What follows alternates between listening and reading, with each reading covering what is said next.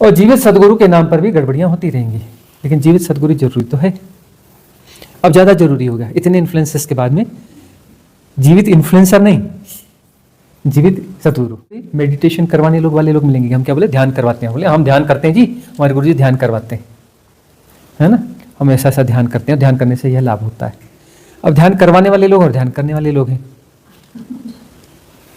ध्यान करने वाले लोग हैं, ध्यान करवाने वाले लोग हैं। न ध्यान किया जाता है ना ध्यान करवाया जाता है।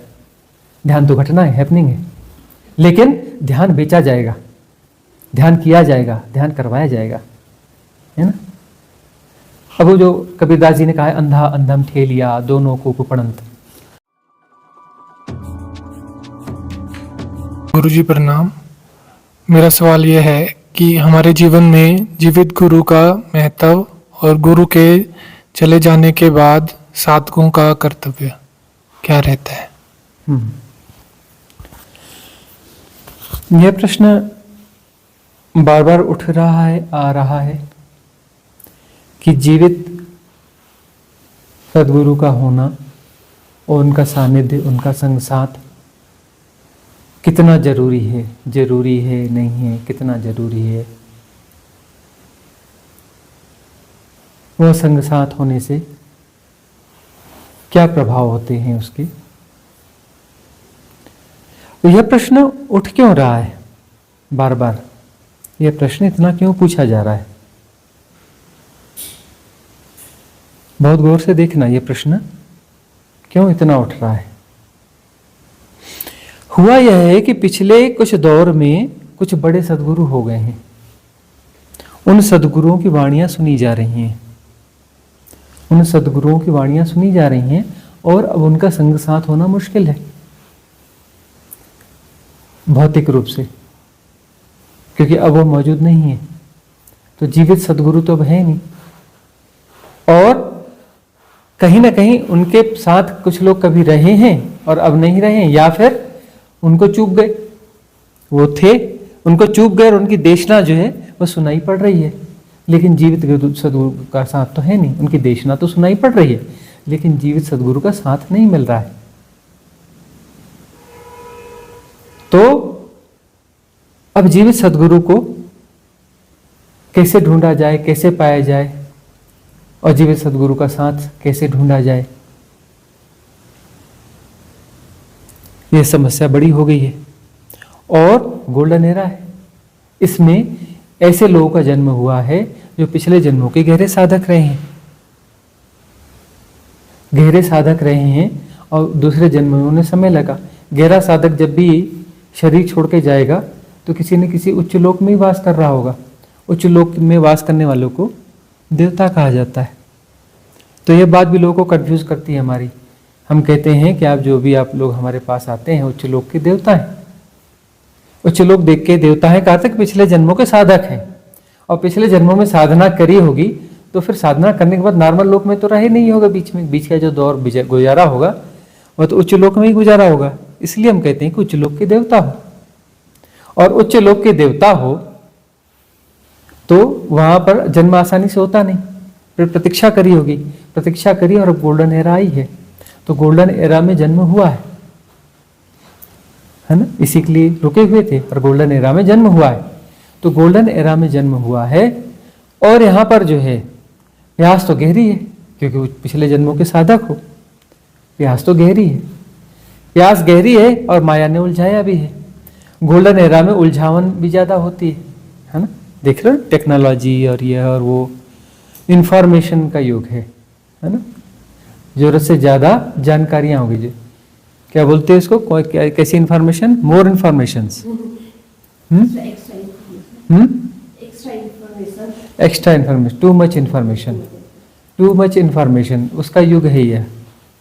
तो ये इंफॉर्मेशन जो है यही माया है। टू मच इंफॉर्मेशन यानी महामाया हो गई, ये तो बहुत बड़ी माया हो गई है ना। तो ये माया जो है ज्यादा भटका रही है, क्योंकि अभी माया नहीं है, महामाया है, टू मच इंफॉर्मेशन है। तरह तरह की मायाओं का जोड़ हो गया है, महामाया हो गई है। तो ये जो है भटका बहुत रही है, अब भटका बहुत रही है, साधना में जाना है, तो साधना से संबंधित इंफॉर्मेशन भी बहुत हो गई है, है ना, इंटरनेट पर साधना से संबंधित जरूरत से ज़्यादा इंफॉर्मेशन है ना। और डिमांड एंड सप्लाई, ये जो कौन सा अर्थ युग बोलते हैं ना इसको, अर्थ युग, money minded culture, corporate culture, है ना।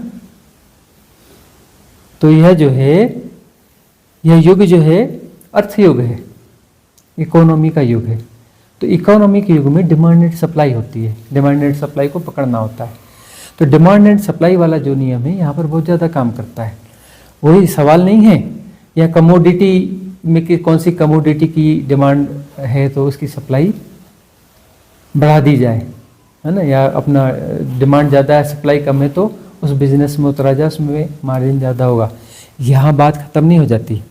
ये अब यहाँ तो ऐसी चीज़ें हो जाती हैं कि कोई भी क्षेत्र हो, है ना, किसी भी क्षेत्र में जहाँ डिमांड पैदा हो रही है वहाँ सप्लाई देने वाले पैदा हो जाते हैं और बहुत ज़्यादा फास्ट होते हैं। पहले भी होते रहे लेकिन अब ज़्यादा फास्ट होते हैं। तो अब जो है इस युग में, इस आपाधापी वाले युग में, इस दौड़ भाग वाले युग में, है ना, इस परिग्रह वाले युग में, इस टेक्नोलॉजी वाले युग में, इस कंस्ट्रक्शन इंफ्रास्ट्रक्चर वाले युग में, जहाँ दिन रात शोर शराबे और बिल्डिंगों के बनने के वो हैं और प्रकृति को विनाश किया जा रहा है, वहाँ पर क्या हो रहा है कि स्ट्रेस पैदा हो रहा है। कारपोरेट कल्चर जो स्ट्रेस पैदा कर रहा है, हो रहा है ना, जिसको देखो स्ट्रेस में, तो स्ट्रेस में है तो अब यहाँ पर जो है स्ट्रेस को रिलीज करने के लिए कुछ ना कुछ चाहिए। तब व्यक्ति सोचता है कि अरे पुराने लोग ये धर्म को मानते थे, धर्म में स्ट्रेस रिलीज हो जाता था, बड़े रिलैक्स रहते थे, तो उस धर्म को वापस ढूंढना है जो स्ट्रेस रिलीज कर दे। तो वहाँ पे इन्फ्लुएंसर पैदा हो जाएंगे कि डिमांड है तो स्ट्रेस रिलीज प्रोग्राम के नाम पर बहुत सारा कुछ कुछ होता रहेगा जो कि धर्म नहीं होगा, है ना। कुछ कुछ उल्टे सीधी गतिविधियाँ होंगी, उल्टी सीधी इन्फॉर्मेशंस होंगी और वो जो है इन्फॉर्मेशन बड़ी शानदार तरीके से दी जाएंगी, उनको जो परोसा जाएगा बड़े शानदार तरीके से परोसा जाएगा, उसकी डिज़ाइनिंग बहुत अच्छी की जाएगी, है ना, उनका प्रेजेंटेशन बहुत अच्छा होगा, उनका प्रेजेंटेशन बहुत अच्छा होगा और परोसा जाएगा। तो ऐसे इन्फ्लुएंसर पैदा हो गए। ऐसे इन्फ्लुएंसर पैदा हो करके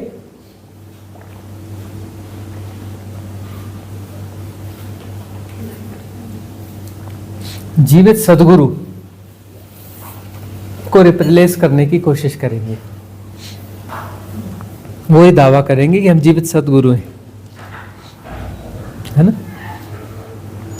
और जो है उन्हें जीवित सदगुरु मान भी लिया जाएगा। क्यों मान लिया जाएगा? क्योंकि वो बड़े चित्र विचित्र किस्म के दावे करेंगे। वो इन्फ्लुएंसर है, वो आदमी के मन को पढ़ते हैं कि आपको क्या चाहिए। वो बोलेगा कि आपके दोनों हाथों में लड्डू देंगे, ठीक है ना। मतलब आप कुछ बहुत सारा धन भी कमाओगे, आपकी बीमारियां भी ठीक हो जाएंगी, आपके बच्चों की नौकरियां भी लग जाएंगी, आपका यह भी हो जाएगा, आपका वह भी हो जाएगा, और बिल्कुल हम यहाँ से आपका टिकट बुक कर देंगे स्वर्ग का, मोक्ष का, गारंटी। वो सब कुछ गारंटी से दे देगा, है ना। और जो है लोग बोलेंगे यह है असली सदगुरु, क्योंकि ये माया तो भरमा रही है कि माया को छोड़ने का मन नहीं होता। माया बड़ा खतरनाक स्वरूप में, बड़े आकर्षक स्वरूप में, तो माया को छोड़ने का मन नहीं होगा कि माया के साथ हमें सत्य मिल जाए। तो माया के साथ जो सत्य परोसा जाएगा वो सत्य कैसा होगा? वह भी माया वाला सत्य होगा, झूठा सत्य होगा। इसलिए इन्फ्लुएंसर आ जाएंगे। और जो सच्चा साधक है वो भटकता रहेगा, भटकता रहेगा, भटकता रहेगा। उसका सेटिस्फेक्शन तो होने वाला नहीं है, उसका रिजोनेंस तो होने वाला नहीं है, और भीड़ उनके पास दिखेगी, क्योंकि वहां जो गहरे साधक तो गए नहीं। वहां तो बहुत सारे लोग ऐसे गए जिन्हें क्या चाहिए था? बस स्ट्रेस रिलीज चाहिए था, और उन्हें जो है ये वाले आश्वासन चाहिए थे, गारंटी चाहिए थी कि हाँ तुम साधक हो, दुनिया को बता सके मैं साधक हूँ। यहाँ पे मेडिटेशन करवाने वाले लोग मिलेंगे कि हम क्या बोले, ध्यान करवाते हैं। बोले हम ध्यान करते हैं जी, हमारे गुरु जी ध्यान करवाते हैं, है ना, हम ऐसा ऐसा ध्यान करते हैं, ध्यान करने से यह लाभ होता है। अब ध्यान करवाने वाले लोग और ध्यान करने वाले लोग हैं, ध्यान करने वाले लोग हैं, ध्यान करवाने वाले लोग हैं। न ध्यान किया जाता है ना ध्यान करवाया जाता है। ध्यान तो घटना है, हैपनिंग है, लेकिन ध्यान बेचा जाएगा, ध्यान किया जाएगा, ध्यान करवाया जाएगा, है ना। अब वो जो कबीरदास जी ने कहा है, अंधा अंधम ठेलिया दोनों को उपपड़ंत, वह सब होता है। और जीवित सदगुरु के नाम पर भी गड़बड़ियां होती रहेंगी, लेकिन जीवित सदगुरु जरूरी तो है। अब ज्यादा जरूरी हो गया इतने इन्फ्लुएंसेस के बाद में, जीवित इन्फ्लुएंसर नहीं, जीवित सदगुरु इस युग में और ज्यादा होगा। कबीरदास जी के युग में होता रहा होगा तो अब तो क्या, टू मच इन्फॉर्मेशन वाले युग में क्या होगा। और बहुत सारे वो साइंटिफिक तौर तरीकों से इधर से उधर से बड़ी सुंदर सुंदर बातें वो सब कर लेंगे। और इन्फ्लुएंसर ज्यादा खूबसूरत चोले में आएगा, इन्फ्लुएंसर ज्यादा खूबसूरत चोले में आएगा सदगुरु के, और उसके पास बहुत बड़ी मास होगी, बहुत बड़ी भीड़ होगी, बहुत बड़े तामझाम होंगे, बड़े सिस्टम होंगे, उसके पास डेटास भी ज्यादा, टू मच इंफॉर्मेशन। वो ऐसी ऐसी इंफॉर्मेशन दे देगा कि आप आश्चर्यचकित हो जाएंगे।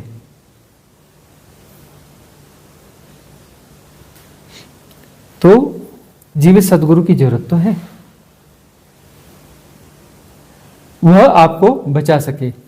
अब ये जो एक बात हमने कही कि जो बड़े बड़े महान सदगुरु अभी हो गए, ओशो हो गए, जी कृष्णमूर्ति हो गए, रामकृष्ण परमहंस हो गए, है ना, युक्तेश्वर गिरी हो गए, योगानंद परमहंस हो गए, ऐसे बड़े बड़े सदगुरु भी हो गए। अब इतने सारे सदगुरु हो गए, मां आनंदमयी हो गई, है ना, महर्षि रमण हो गए, और अभी अभी ये हो के चले गए। बहुत सारे सदगुरु तो ऐसे हो गए कि जो हमारे जीवन काल में होके चले गए, ठीक है ना, हम जीवित थे और हो गए और उन तक पहुंच नहीं पाए, या जीवन के थोड़ा पहले हो गए और उनकी देशना मौजूद है, सुनते हैं, प्रभावित होते हैं, देशना सही है, देशना को सुन लेते हैं, समझ लेते हैं, कुछ कर भी लेते हैं, बात बनती नहीं है। बात थोड़ी बन गई लेकिन पूरी बात नहीं बनती है। पूरी बात कैसे बनेगी? अब वहां पर जीवित सदगुरु की जरूरत पड़ेगी। और हमने यही कहा है कि जो गोल्डन एरा है, जिसे ओशो और महाअवतार बाबा ने निर्मित किया है, जिसमें जो है divine cosmic energy support system और esoteric support system fully activate हैं, बहुत शानदार तरीके से एक्टिवेट हैं और बहुत ज्यादा प्रभावशाली तरीके से एक्टिवेट हैं, तो यहां पर प्यास भी ज्यादा जागेगी और बार बार धक्के दिए जाएंगे कि जाओ ढूंढो। और जिसके लिए जन्म लिया है, मुक्ति के लिए जन्म लिया है ना, साधना तो जन्मों जन्मों से करते रहे, साधना सफल कर नहीं पाए, नहीं सफल कर पाए, इसलिए तो वह यहीं पर हो ना, इसलिए हम वो बार बार उस घटना की याद करते हैं। रामानंद जी महाराज ओमकारेश्वर वाले अमरकंटक आए हुए थे, हम भी अमरकंटक में वास कर रहे थे। एक बार हम लोग साथ में बैठे थे तो रामानंद जी महाराज ने हमसे कहा कि महाराज आप भी मूर्ख और हम भी मूर्ख। हमने कहा कि महाराज थोड़ा तफसील से समझाइए, बात क्या है? बोले आप भी मौजूद हो, हम भी मौजूद हैं, और ये प्रमाण है कि आप भी मूर्ख और हम भी मूर्ख। तो मौजूदगी का क्या मतलब है? यहां मौजूद हैं मतलब आप भी मूर्ख हम भी मूर्ख, तभी तो मौजूद हैं, बैठ के गपशप कर रहे हैं। मूर्ख न होते तो मुक्त न हो गए होते, जन्म लेने की जरूरत काहे पड़ती? फिर लगे हुए हैं साधना में, हम फिर साधनाएं चल रही हैं। उनकी यह बात हमें बार बार याद आ जाती है कि हाँ, यहां मौजूद है मतलब मूर्ख हैं तभी तो मौजूद है ना। लेकिन अभी भी हमारी टॉप प्रायोरिटी ये नहीं है साधना, तब भी हमारे दूसरे इन्फ्लुएंसेस हैं, वो काम करते रहते हैं, अरे वो अभी जरूरी है। हम नहीं कहते कि ऐसा नहीं कि वो जरूरी नहीं है, लेकिन बार बार दोहराते हैं कि परिवार जरूरी है, काम धंधा भी जरूरी है, यह भी जरूरी है, वह भी जरूरी है, वह भी जरूरी है, वह भी, हम भी कहते हैं जरूरी है, लेकिन उसके बाद में आपका नंबर आता है साधना का। उसके बाद बोलते हैं हाँ, उसके बाद साधना भी थोड़ी जरूरी है ना।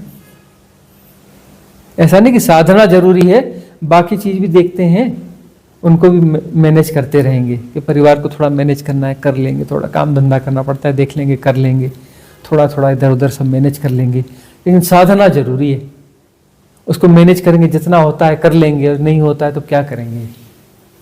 जितना हो रहा है ठीक है, नहीं हो रहा है ठीक है, कोई जितना होता है कर लेते हैं। लेकिन साधना जरूरी है। आए साधना के लिए, उसके लिए नहीं आए। वह तो पहले भी परिवार थे, बिछड़ गए, पहले भी थे, बिछड़ गए, अब भी हैं, बिछड़ेंगे, गारंटी है। अभी चला रहे थे ना कबीरदास जी का भजन, क्या थे बोल उसके, क्या थे बोल उसके, कोई एक बोले, ठीक से बोले। मिट्टी है, आज तू मेरे को रोता है, कल मैं नहीं, साधो ये मुर्दों का गांव, साधो ये मुर्दों का गांव, साधो ये मुर्दों का गांव। मुर्दों का गांव है ये, है ना। और जो है उनकी प्रायोरिटीज क्या है, वही जो कि यहीं छूट जाना है, जो मैनेज कर करके भी मैनेज नहीं हो पाता है, वो उनकी प्रायोरिटीज है। कि कौन है, मुर्दे हैं ना, मैं मुर्दे ही तो, ऐसे मुर्दों की तो प्रायोरिटी ये होगी ना।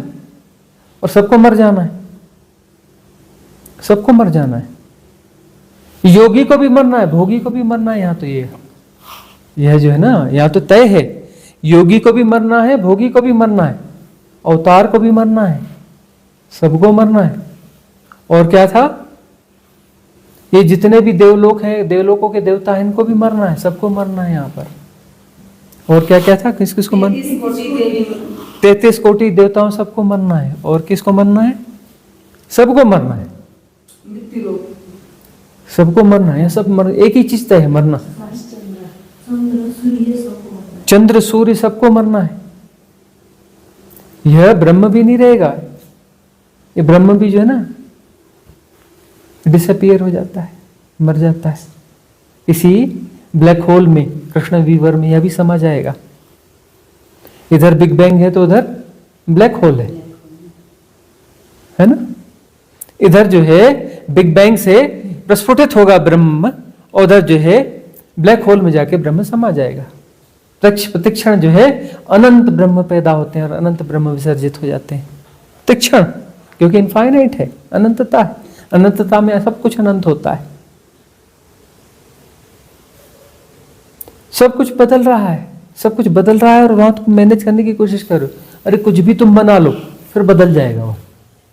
तुम सोचते हो कि बना लिया, अब ये वैसा का वैसे ही रहेगा। अरे यहाँ कुछ ठहरता ही नहीं है, सब बदल जाता है, प्रतिक्षण बदल रहा है, बदलाव ही बदलाव है, पिछला कुछ रह नहीं जाता।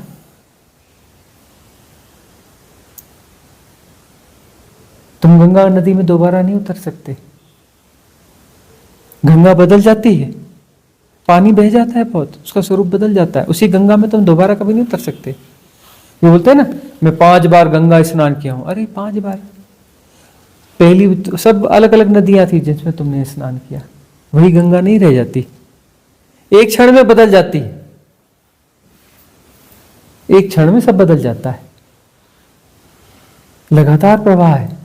मॉलिक्यूलर स्ट्रक्चर में जाके देखो, सब मॉलिक्यूलर से बना, मॉलिक्यूलर स्ट्रक्चर है। पूरी दुनिया जो है आणविक है, परमाणु है, इलेक्ट्रॉन प्रोटॉन न्यूट्रॉन है। फिर वहां भूल जाती, फिर बाद वैज्ञानिक को समझ में आया कि गलत बात है कि इलेक्ट्रॉन प्रोटॉन न्यूट्रॉन हैं जैसा तो कुछ है ही नहीं। इलेक्ट्रॉन परमाणु है, पदार्थ है, कितनी झूठी बात है इलेक्ट्रॉन प्रोटॉन न्यूट्रॉन है। अरे माइक घटना है, एक खास वेवलेंथ में फ्रीक्वेंसीज हैं, प्रकंपन है, खास तरंग दैर्ध्य में प्रकंपन है। पदार्थ जैसे भासते हैं, पदार्थ है नहीं, क्वांटम थ्योरी, पदार्थ जैसा भासता है, पदार्थ है ही नहीं, प्रकंपन मात्र है, प्रकंपन मात्र है, माया है, महामाया है। पदार्थ जैसा व्यवहार कर रहे हैं, हो रहा है, क्या हो रहा है, इलेक्ट्रॉन प्रोटॉन न्यूट्रॉन हो रहा है, उसके योग से ये सब हो रहा है कुछ भी नहीं। यहाँ पर है कुछ भी नहीं, सब हो रहा है। पहाड़ हो रहे हैं, नदियां हो रही हैं, ब्रह्म हो रहे हैं, सब हो रहा है। इनका ये हो भी रहे हैं और इनका मरना भी हो रहा है। इनका पैदा होना भी होता है और मर भी जाते हैं। पैदा हो रहे हैं और मर रहे हैं, है ना। क्या सब कुछ पैदा हो रहा है, मर रहा है, सब हो रहा है। Everything is happening. ठहरा हुआ यहाँ कुछ भी नहीं है। ठहरा हुआ कुछ भी नहीं। पकड़ किसको रहे हो? किसको ठहराने की कोशिश कर रहे हो तुम किसको ठहराने की कोशिश कर रहे हो? यह ठहरता तो कुछ भी नहीं है। तुम सोचते हो मैं अपने परिवार के लिए, अपने इसके लिए इसको ठहरा दूंगा, एक बार ये मेरा काम बन गया तो बस सब हो गया। अरे काम बनता नहीं है। यहाँ जो भी है वो ठहरा हुआ नहीं है, प्रवाहमान है। इधर समेटे हो गए उधर बह जाएगा, इधर समेटे हो उधर बह जाएगा। यहाँ ठहरा हुआ कुछ है ही नहीं, सब बह जाता है। ये जीवन बह जाता है, संबंध बह जाते हैं, संपत्ति बह जाती है, सब बह जाता है, रहता कुछ नहीं है। बड़े बड़े अरबपति हुए, नहीं रहा धन उनके पास, बह गया दूसरों के पास, बह जाता है ना। उसके वसीयतदार आ जाते हैं ना, उनके पास बह के चला जाता है। धन एक प्रवाह है, फिर वो किसी और के पास बह के चला जाएगा। प्रॉपर्टी मेरी प्रॉपर्टी बह के दूसरे के पास चली जाएगी, किसी दूसरे की हो जाएगी। माटी कहे कुमार सु तू क्या रोंदे मोहे, एक दिन ऐसा आएगा मैं रोंदूंगी तो है ना। तुम हमें क्या मैनेज कर रहे हो? हम तुम्हें मैनेज कर देंगे। तुम हमें मैनेज कर रहे हो, हम तुम्हें मैनेज कर देंगे। वहां में तुम्हारा टूट जाएगा। इन पंचतत्वों से मैनेज करने की कोशिश कर रहे हो ना, वापस मैनेज हो जाएगा। मिट्टी मिट्टी में मिल जाएगी। सारे गुणा भाग यहीं रह जाएंगे। ये इस मिट्टी के गुणा भाग हैं। सारे गुणा भाग इस मिट्टी के गुणा भाग हैं। मिट्टी के गुणा भाग मुलझो और ये मिट्टी मिट्टी में चली जाएगी।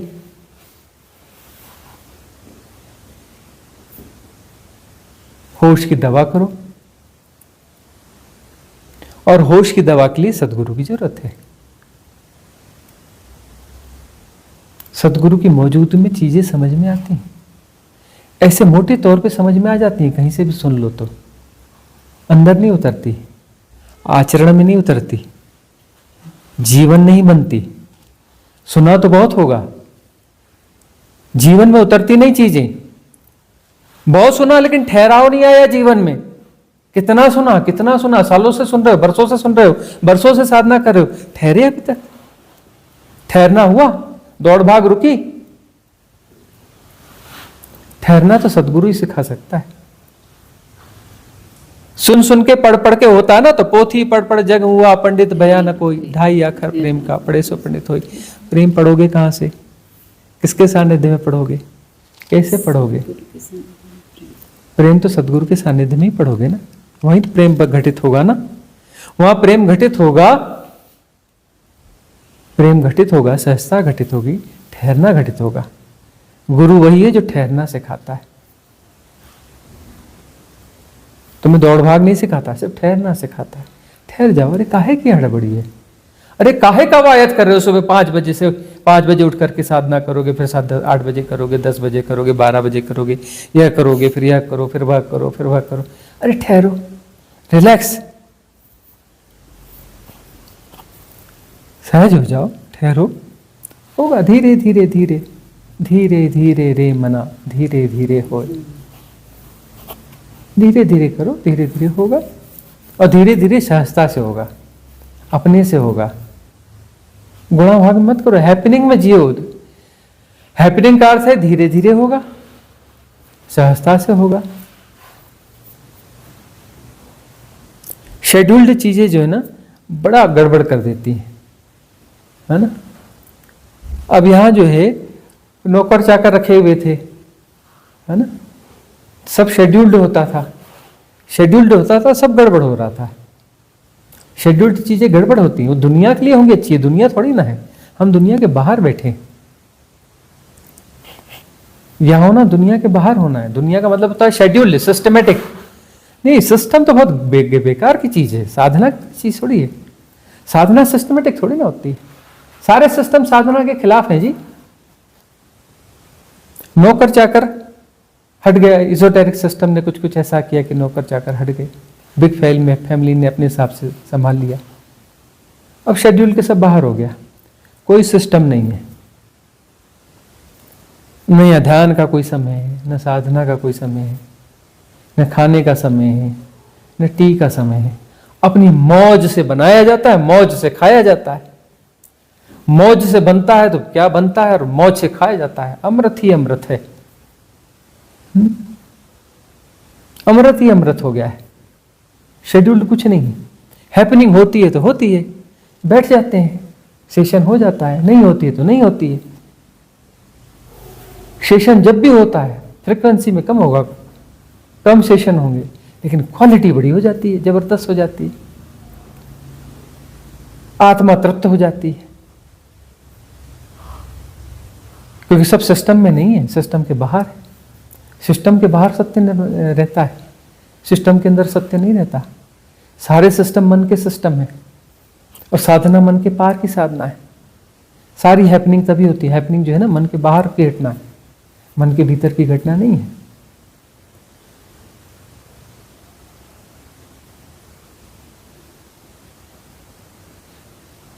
तो यही तो लर्निंग है, और सदगुरु तुम्हें दे सकता है। तो बाकी सब जगह तो बोलेंगे कैसे उल्टे लोग हैं, न उठने का समय, न सोने का समय, आधी रात को जंगल में घूमने जाते हैं। ये कोई ढंग है? आधी रात को जंगल में घूमने जाते हैं अंधियारे में। न खाने का समय, न पीने का समय, कोई सिस्टम ही नहीं है। साधकों को तो सुबह 4 बजे उठ के नहा लेना चाहिए, इनके नहाने का भी कोई समय नहीं दिखता। अपनी मर्जी से मौज से नहाते हैं।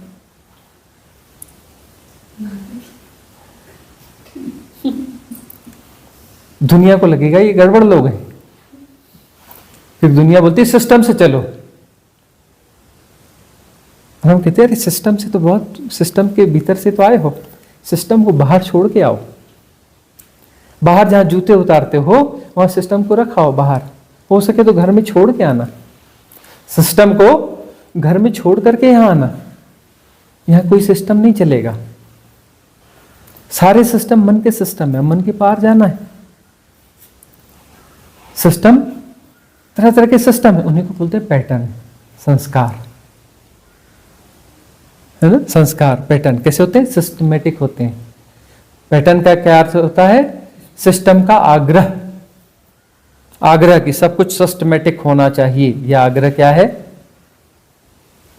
ये संस्कार है, ये पैटर्न है, ये सिस्टम है। हम ऐसा नहीं करते जी, हम ऐसा करते हैं जी, ये हमारा नियम है जी, है ना।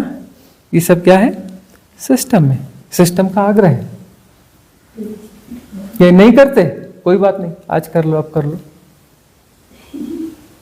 और बोलते हम यह बराबर करते हैं जी। मैं कहा ये करते हो बराबर? मत करो, आज बराबर करते हो ना, छोड़ दो, कुछ समय के लिए छोड़ दो उसे। क्यों करते हो बराबर?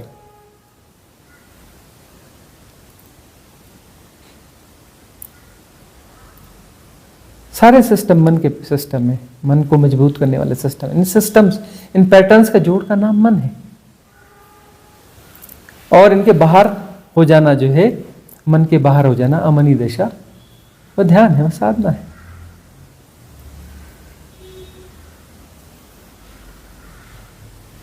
इसलिए जीवित सदगुरु की जरूरत है। वहां कोई भी परिभाषा काम नहीं आती, कोई भी परिभाषा काम नहीं आएगी। पूरा गुणा भाग दिमाग लगा लो, कहीं पर भी सदगुरु को अपने खांचे में नहीं बिठाल पाओगे, उसके सिस्टम को अपने खांचे में नहीं बिठाल पाओगे, समझ नहीं पाओगे। और हमेशा समझ के पार रहेगा। सदगुरु तुम्हारी समझ में कभी नहीं आने वाला है।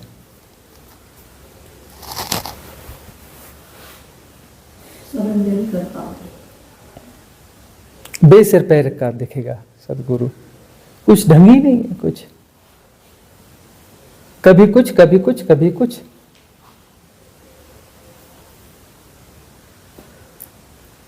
तोड़ देगा तुम्हारी सारी मान्यताओं को, तुम्हारे होने के ढंग को। धीरे धीरे तुम्हें भी तोड़ देगा। समझ तो नहीं पाओगे और समझने की कोशिश भी नहीं करना। समझने की कोशिश करोगे तो द्वंद्व में फंसोगे, द्वंद्व में फंसोगे, भाग खड़े हो जाओगे, चूक जाओगे। अभी सुन के प्रभावित होते हो ना, ये ओशो हुए, ये जय कृष्णमूर्ति हुए, रामकृष्ण परमहंस हुए, इनके साथ रहते तो हफ्ते भर नहीं रह पाते, भाग खड़े होते।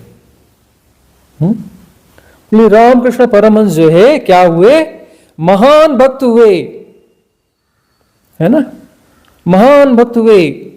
आराम से उठ के तैयार होकर के 2-2:30 बजे वाह चलो अब पूजा कर लेते हैं। 2:30 बजे पहुंचते थे और पूजा चालू, 2:30 बजे दोपहर में पूजा चालू। बोले मंदिर के पट रहते हैं, अरे चुप, हमारी मर्जी, हम 2:30 बजे पूजा करेंगे, 2:30 बजे पूजा करेंगे। कुछ गड़बड़ होगी माँ को गाली देंगे, अरे तुम ऐसी करती हो, गालियां भी देंगे 2-4, फिर अपना पूजा करेंगे। पूजा करेंगे और खो जाएंगे। कितने टाइम पूजा करेंगे, बोले हमको क्या मालूम, जब तक पूजा चलेगी चलेगी। बोले 2:30 बजे चालू करी, शाम को 6 बजे पूजा खत्म। अब बोले संध्या आरती नहीं, काय की संध्या आरती हो, जो हो गई चलो। उसके बाद जय राम जी की। बोले 4 दिन तक, बोले पुजारी जी आए, बोले नहीं 4 दिन से तो नहीं आए हैं। 4 दिन बाद अचानक कभी पहुंच जाएंगे, हाँ आज पूजा होगी, है ना। समझ पाओगे इनको।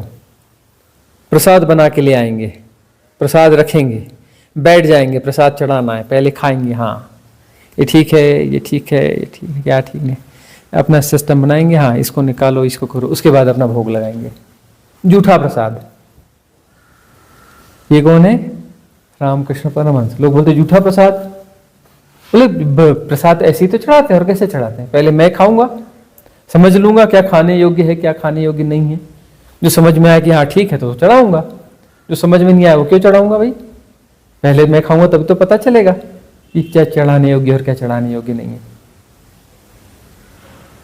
पूजा करते वक्त हम खो जाते थे, धोती होती उनकी खुल जाती थी, लंग धड़ंग मस्त पूजा चल रही है, कोई होश नहीं, कोई कुछ नहीं।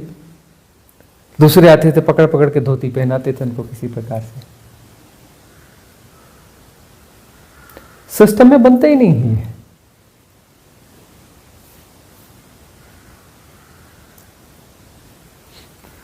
ओशो हुए, वहां जाओगे तो सारे सिस्टम तोड़ फोड़, ठहरने ही ना देंगे तुम्हारे किसी सिस्टम को। साईं बाबा के पास में हाँ कोई नहीं ठहर पाता, क्योंकि वहां कोई उनके ढंग ही नहीं होते। सदगुरुओं को तुम अपने खांचे में कभी बिठा ले नहीं सकते, वो तुम्हारे नियम कायदे में कभी आते ही नहीं। तुम बोलोगे इनका कोई नियम कोई है ही नहीं, कोई दिनचर्या ही नहीं है कि कब उठना, कब बैठना, कहां आना, कहां जाना, कुछ सिस्टम ही कुछ समझ में ही नहीं आता। पकड़ ही नहीं सकते इनको कि क्या करना, क्या करना चाहिए, क्या नहीं करना चाहिए, कहीं कुछ समझ में ही नहीं आता। कभी कुछ बोलते हैं, कभी उसका उलट कर देते, कभी ऐसा कर देते, कभी ऐसा कर देते हैं, आते ही नहीं कभी सिस्टम में। और तुम्हारे सिस्टम को भी तोड़ के फोड़ के खत्म कर देंगे। सारे सिस्टम जो है पैटर्न को निर्मित करते हैं, पैटर्न से मिलकर के मन बनता है। मन के पार जाना है, मन के पार छलांग लगनी चाहिए। और सदगुरुओं को तो तुम कभी भी बांध नहीं सकते। तुम सदगुरु की खोज में तो सदगुरु को पहचान कहां पाओगे, आंख है तुम्हारे पास, और पहचान लोगे तो क्या तुम वह पहचान बरकरार रख पाओगे, क्या टिक पाओगे, क्या दांव लगा पाओगे, क्या तुम दांव लगा पाओगे, सदगुरु के सानिध्य के लिए दांव लगा पाओगे? क्या सचमुच में तुम्हारी टॉप प्रायोरिटी है? क्या मुक्ति सचमुच में तुम्हारी टॉप प्रायोरिटी है? झिझोड़ना अपने भीतर।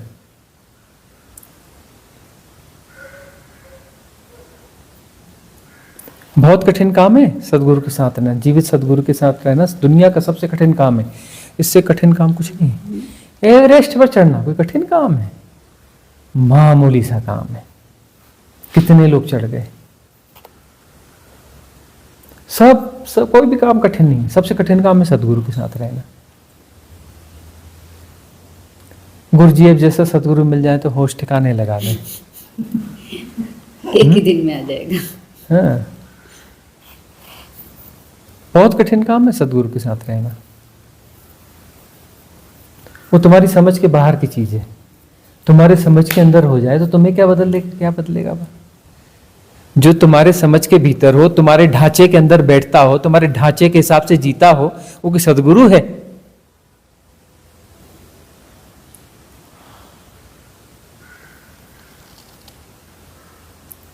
तो जीवित सदगुरु होना तो चाहिए, लेकिन जीवित इन्फ्लुएंसर ढूंढ लोगे, सदगुरु नहीं के साथ थोड़ा मुश्किल है। और सदगुरु मिल जाए तो उसके पास टिक जाओ। एक हुए शिवपुरी बाबा, केरल में पैदा हुए, 25 साल की उम्र में सन्यासी हुए, आ गए अमरकंटक, शंभुधारा के जंगलों में, घने जंगलों में वास किया, 25 साल साधना करी, और उसके बाद फिर उनका एनलाइटनमेंट हुआ और फिर विश्व भ्रमण पे निकले।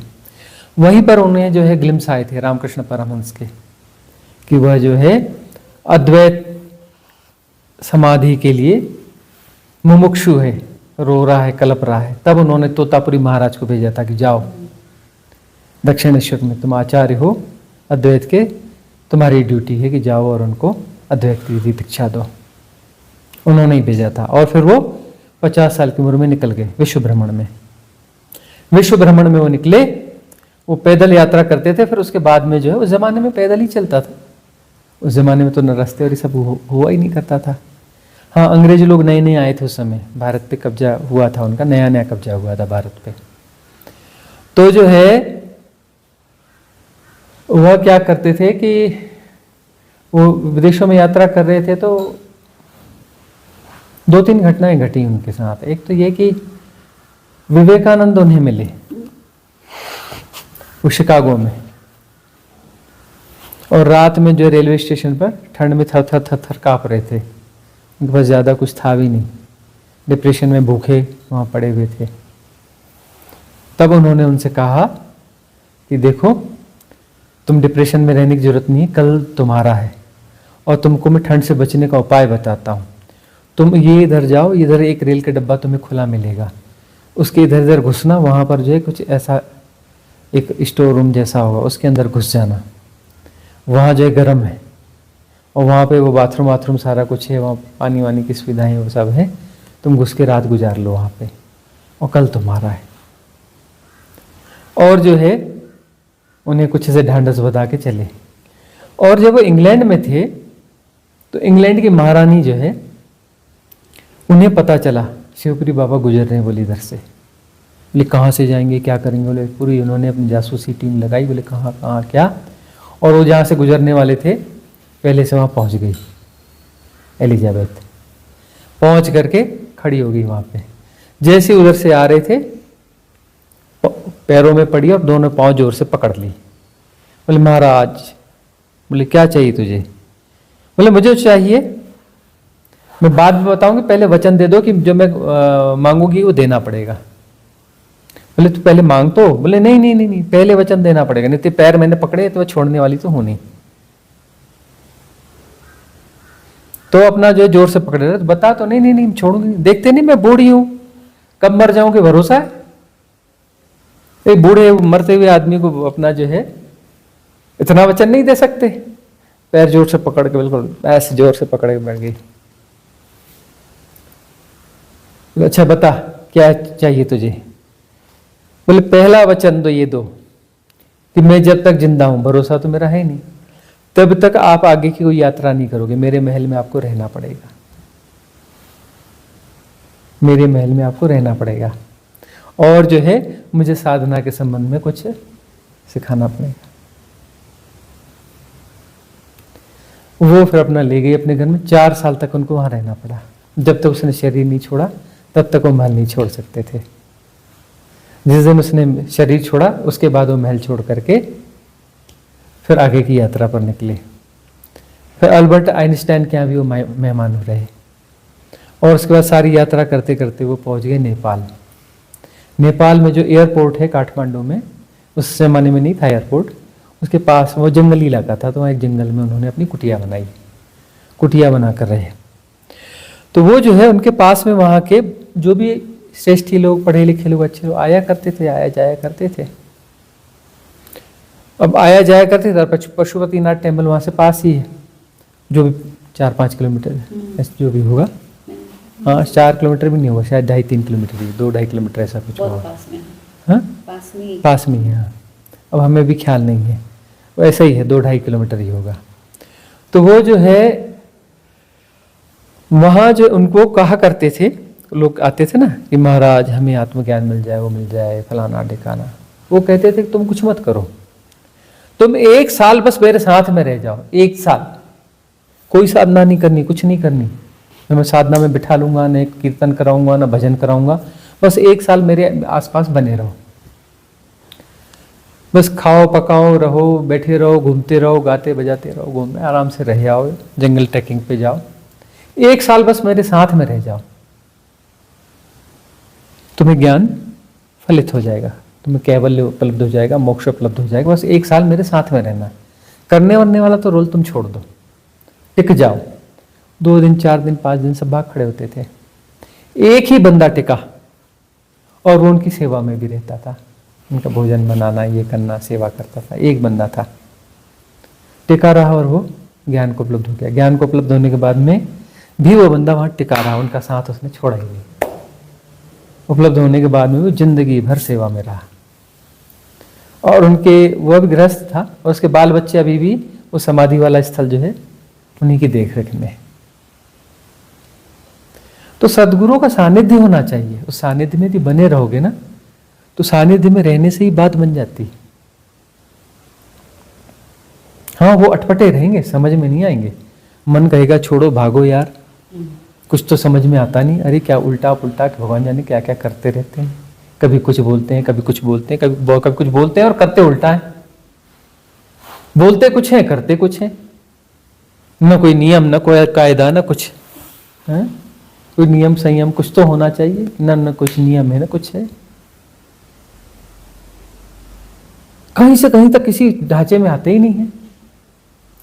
आज ये बोलेंगे और खुद उसका उल्टा करके बता देंगे, कभी नहीं पकड़ में आएगा सतगुरु, तुम्हारे सारे ढंग ढांचों को तोड़ देगा, उसके बावजूद तुम टिके रहे। इसलिए तो कहते हैं सरेंडर बड़ी चीज है, सदगुरु के सामने सरेंडर बड़ी चीज है। सरेंडर का मतलब है तुम हमें समझ में नहीं आते, उसके बावजूद हम सरेंडर करते हैं, तुम हमारी समझ के पार, और ये भी समझ में आएगा कि हम तुम्हें कभी नहीं समझ पाएंगे, लेकिन तब भी हम सरेंडर करते हैं।